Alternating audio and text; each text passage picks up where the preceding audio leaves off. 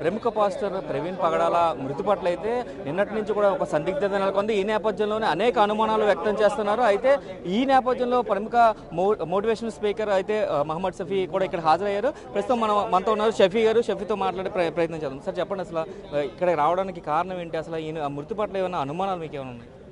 Sir, రావడానికి కారణం ఏంటంటే వారు దైవ సేవలో ఉన్నారు, దేవుని వాక్యం ప్రజలకు చెప్పే క్రమంలో ఉన్నారు. ఆధ్యాత్మిక ప్రపంచంలో నాకు ఒక సన్నిహితమైనటువంటి పరిచయం ఉంది. రండి సార్.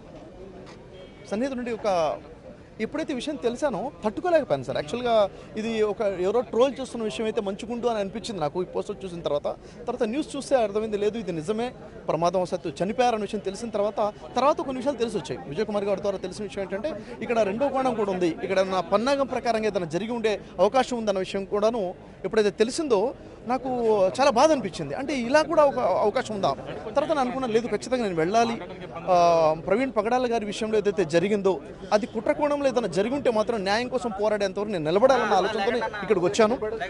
అనుమానం ఏమైనా ఉందా అంటే మనం చెప్పలేం. ఖచ్చితంగా అనుమానాలు చాలా మంది వ్యక్తం చేస్తున్నారు. వారు చేస్తుంటారు, వీరు చేస్తుంటారు. ఎవరన్నది ఖచ్చితంగా మనం ఇప్పుడు చెప్పడం కరెక్ట్ కాదు.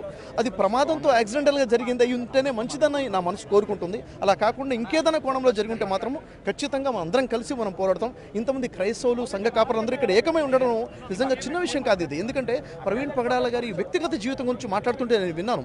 వారిలో ఉన్నటువంటి హ్యుమానిటేరియన్ గ్రౌండ్స్ ఏవైతే ఉన్నాయో, అంటే ప్రజలకి సేవ చేయాలనే ధోరణితో వారి జీవితం గడిపిన విధానము, వారిలో ఉన్న మంచితనము, ఎంత గొప్ప స్థాయిలో ఉన్నా కానీ అణిగిమణిగి ఉండడం, అంటే బేసిక్ ఇవన్నీ కూడా చూస్తుంటే ఒక మంచి వ్యక్తిని కోల్పోయామన్న బాధ కలిగింది నిజంగా.